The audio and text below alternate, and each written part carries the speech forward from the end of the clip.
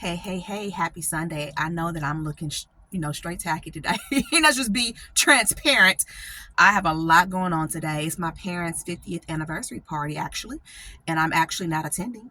If you listen to my journey, this is what it's like, right? This is why it's sisters living with religious trauma syndrome. I'm showing you what it's like to live with religious trauma syndrome and some of the choices that I've had to make, or the choices that I have to live in, the spaces I have to live in, and how I navigate it as a mom. So super busy today.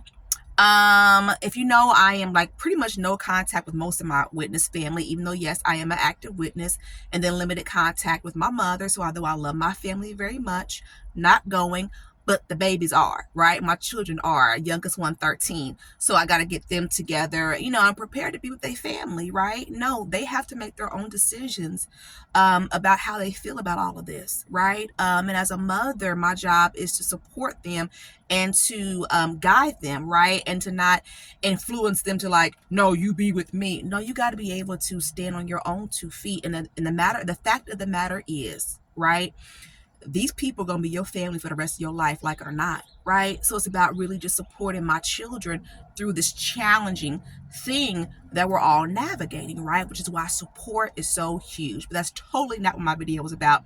I'm explaining why I'm just looking tacky. I was going to go a different direction actually with today's video, but I woke up this morning and replied to the comments. I'm so sorry I'm behind on comments. I really am trying to get your comments. I appreciate the comments. I really am trying to get caught up.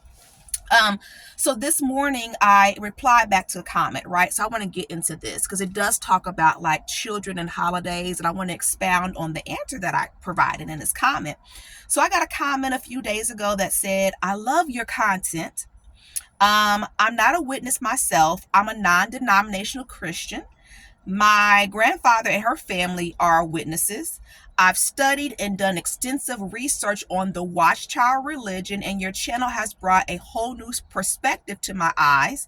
I'm actually excited and very interested to see what direction you're take the channel and what sort of content you're posting in the future. So definitely thank you. I appreciate your support. Thank you very much. That means a lot. Thank you. And then there was a reply back. So I replied back, and then another person replied back. And this is where I want to get into the heart of it. Thank you for caring, but really, you had to be there. The witness kid is very fortunate to have school pals and good neighbors. We are discouraged from normal, wholesome school events and birthday parties. Your pal would probably love a small surprise. I think maybe I'm reading this wrong. Long story short, inexpensive gift. So thank you for your comment. And this was my reply this morning. I said, well, thanks for your comment.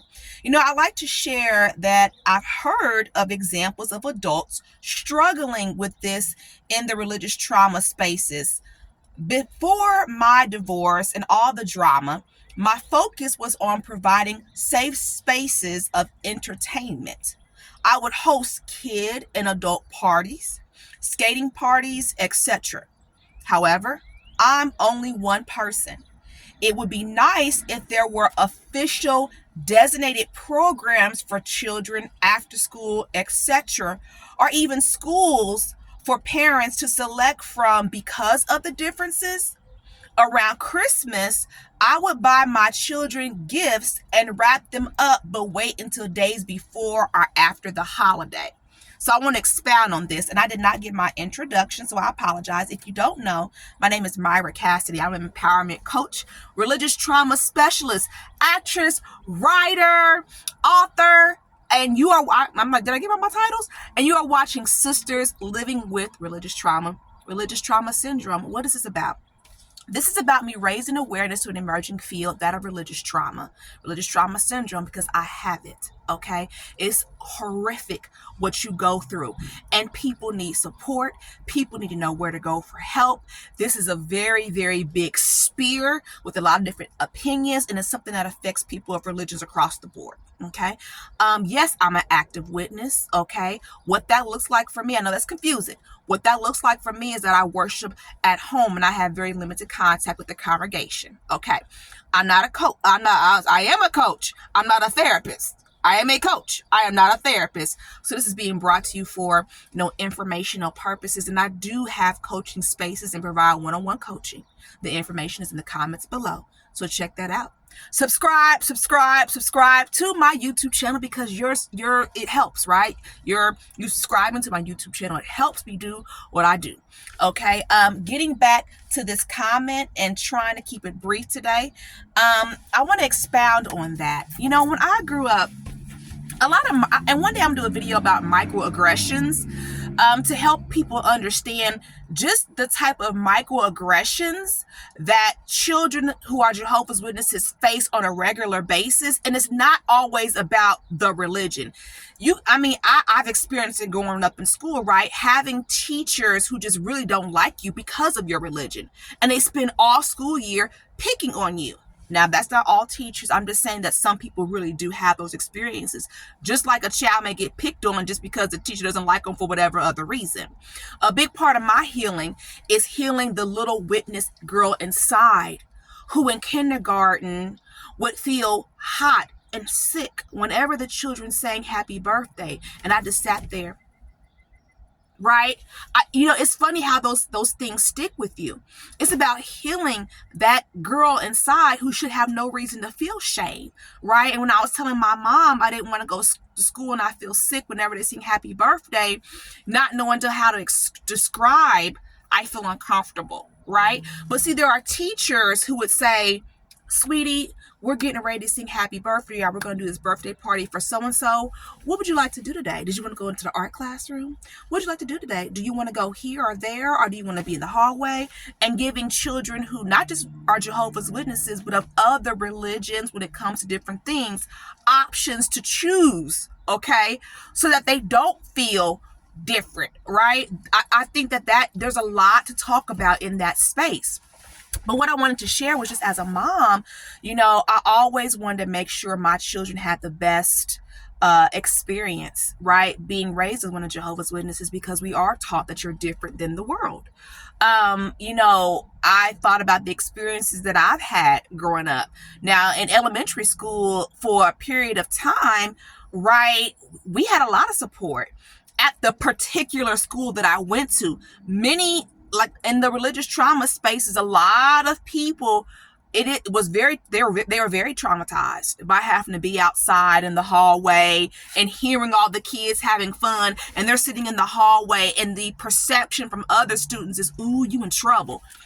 Okay, that's some tough stuff.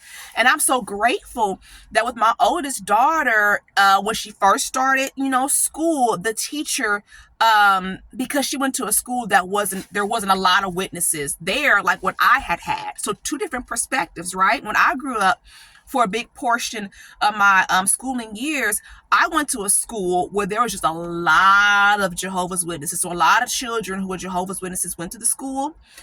As I started to get older, more and more started to leave, because I was among the youngest of this little generation of kids that was coming up at this one particular school. So the librarian, she made it so that we always had a place, right? For example, Dr. Martin Luther King's birthday, when the whole school would do the march, we knew to go to the library, right? There's different times of the year we knew to go to the library, and it became such a thing that kids who were not Jehovah's Witnesses wanted to come. And it's like, no, you can't come. You better stay here and do your Halloween party. No, you can't come. You stay here. You know what I'm saying? But that's that particular school. That was that particular librarian who took an interest, right? Because after she left, oh my goodness, the one that came in afterwards made me cry over some Thanksgiving stuff, but that's another story for another day. Okay, so I'm saying that when I became a mother, right, and my oldest daughter was in school, I appreciate it was tough, right? Especially because I wasn't so strong spiritually, quote unquote, right? I had just came back from being reinstated and all of this stuff. So helping her through school was a challenge for me. And her teacher, I think, made sure that I saw that when she was outside, that it made her feel like she was in trouble, and she couldn't understand that she wasn't in trouble. So from that experience, when I walked in and I saw my daughter's face, my oldest baby's, her face looked so horrific. I said, baby, what's wrong? I could see how much of an impact it was having on her. So I changed what I did. I started coming to the school and taking her aside myself and tried to provide an opportunity for other witness children in the school, but couldn't get unity. So I said, fine, I'll pick you up early. And that's when I started just picking my kids up early. This is your half day, baby. I'm picking you up half day. And did it like that. Not all parents did this for their children. Not all parents thought to do this for their children. Not all parents could. They got to work. So there's just so much in that space that has to be explored. And, you know, like I have, I see it, you know what I mean? You know, some kids are very, very sensitive, you know, and just the impact of that, right? Just being different, super huge. And also I'm seeing a shift in how, like, I believe that for some, it's like a big generational thing too, right? I believe the individual who made that comment was, you know, fairly older than me. And you can see the differences on how things are getting different for the children coming up today. For example, this JW homeschool school that they got needs support. Oh my God. Like, they need support. I thought about putting my child in that school, but I was like, no diss. Well, okay, actually this is a diss, because I'm being quite honest. No, this education is not up to par for my child, because primarily what it is you print off the worksheets and you know, do the work with your child. I can go to the Indiana Department of Education and print off the worksheets for her there and do that and throw in some scripture. No, but the homeschool my child goes to now, right? Not ran by witnesses, of course.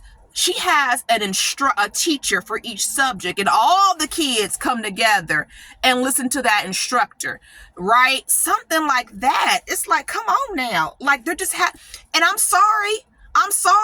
You can say whatever you want to about me. People have to do these things on their own, right? We have to create spaces so that our children can be supported, and create spaces for other children who can be supported, whose parents can't do, right? You know, that's what long story short, another reason why, you know, I'm working on my programming right now. Like I said in the video I shot before this one, my child will have a fair opportunity to decide if she wants to be one of Jehovah's Witnesses or not. All this mess happened to me and I had to survive, right? So it appears like to certain witnesses, oh, she's an apostate channel, whatever. You know what I'm saying? Whatever. I'm going to continue to do this, right? The stuff that happened to me is wrong. Read my book. Come see my upcoming play. This is wrong. And I am going to create a safe space for children to come, especially, you know, since I was kicked out the JW homeschooling block, but I'm not, that's old, right? But I'm providing another solution. So I'm going to end it there today. Happy Sunday. And I'll see you on Wednesday.